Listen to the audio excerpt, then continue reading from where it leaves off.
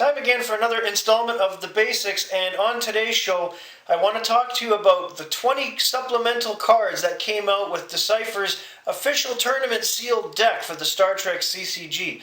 This was a huge thing back in the day because many people don't realize how awesome these 20 cards are, and I'm going to show you them and explain a little bit about them for you today. So stay tuned.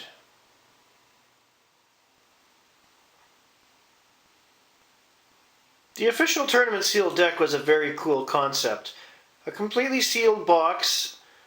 You'd get a surprise what theme or what affiliation the box was. You'd get 4 booster packs and 20 supplemental cards, to say the least, as well as a rule supplement. I'm going to show you how awesome these 20 cards really are.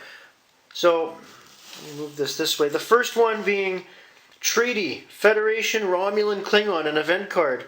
Plays on table. If you have no side decks, your Federation, Romulan, and Klingon affiliations may mix, cooperate, and ignore affiliation battle restrictions. This was neat if you wanted to try to put together a multi-affiliation deck, but because it's an event card, it can be nullified, and it will give you headaches. Still cool, though.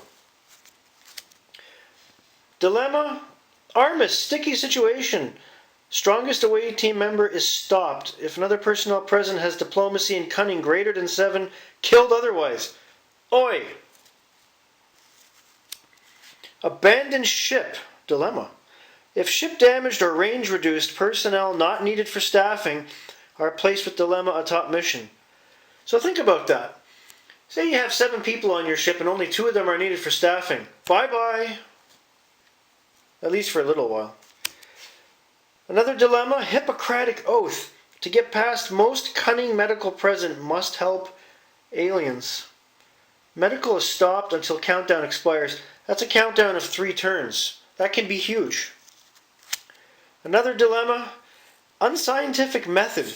Assassin kills the most cunning science personnel present who does not have greed or treachery. To get past requires cunning greater than 24 remaining. That can be huge. Another dilemma, Make Us Go. To get past, most cunning engineer present must help aliens. At end of your next turn, cure with cunning greater than 24 here or place both out of play. If you don't have the cunning, you're losing one of your best engineers. This is one of the things I love from the OTSD cards. Finally, a non-aligned ship that's kick-ass. Darmok. Universal, you can have as many of them as you want. Light staffing. Range 7, weapons 8, shield 7. Sweet, right? Should have done that at the beginning. Again, non-aligned Huznok outpost. Shields of 40, beautiful. A very useful non-aligned personnel that's also universal, Suna. Command level security that also has medical and treachery. Once per game may download reflection therapy. You'll see that card again later. Very handy personnel for non-aligned decks. This is a dilemma event combo with the Q icon. It's hide and seek. If it's a dilemma, you shuffle into crew or away team randomly stops personnel one by one. If it's an event, it plays on table. When any player overcomes their own Q dilemma, their opponent may immediately seed up to 4 cards there from hand, discard pile, or Q's tent. Ouch! Now, we get into the universal missions, as I call them. These are neat. Investigate incursion. Any crew may attempt mission. X equals 30 points. 45 if any board card or Borg ship dilemma here. Sweet. Universal Mineral Survey. Any away team may attempt mission. It's very light. Geology plus science plus cunning greater than 28. And you can draw up to 2 cards after you solve, and you get 25 points. Impose Order, universal. There's a bit more going on here, but there's 4 different affiliations that can use it. It is Alpha Quadrant. It's 35 points. If there's an unopposed officer on planet, he can steal the points. How cool is that? Universal mission again, explore interstellar matter, science plus astrophysics or stellar cartography. That is an easy 25 points there, especially if the dilemmas underneath are very light. Establish relations, another universal. Federation, non-aligned, which is great for non-aligned decks, or Bajoran, 25 points. It's not that hard to solve this one either. Diplomacy plus integrity greater than 32, plus either leadership or VIP. If you solve and you're playing as non-aligned, you can download a non-aligned personnel, and I believe you can do that if you have it in your deck as another affiliation as well.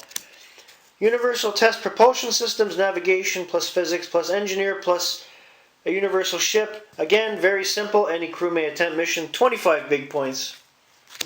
Objective. Open diplomatic relations. Seeds on table during doorway phase. You may seed one treaty during this phase. So basically, this helps you get treaties out, especially if you have multiple affiliations in your deck that you want to work together. Very useful card. Or plays on any opponent's ship. Your away teams which have a VIP may beam to and from that ship, and it may not voluntarily move while your VIP are aboard. Ooh, awesome. The before-mentioned reflection therapy that Suna can download, but you have to have an alternate universe door or a space-time portal to bring this out. Speaking of the Space Door, one of the coolest cards in the game, because it's double-sided. Space Door is now open, reducing outpost shields by 8, cumulative. Or download to here one space dock or universal ship that is compatible with outpost, then close Space Door. By doing that, you flip over.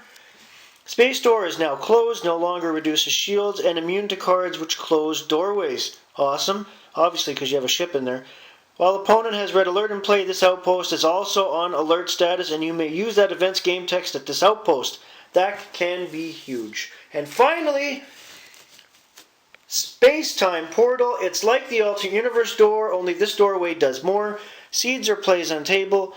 Your alternate universe cards may seed in play at any time. You may discard this doorway from table to download the alternate universe door, or nullify temporal rift, or play as a second wormhole interrupt, or return one of your ships in play and all cards in it to owner's hands only once per game, or allow one alternate universe ship to report with crew at any location.